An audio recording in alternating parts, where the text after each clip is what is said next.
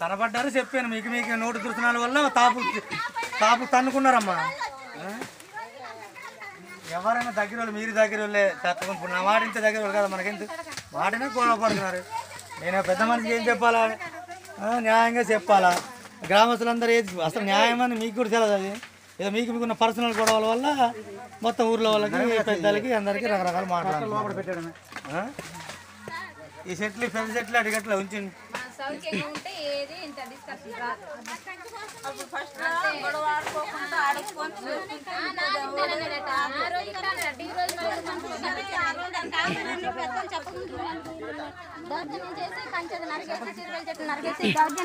మా ఇష్ట ప్రకారం లేకుండా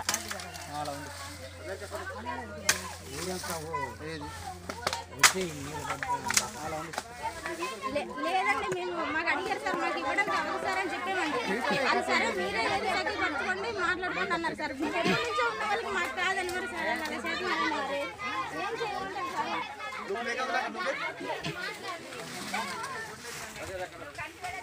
అలాగే ఇక్కడ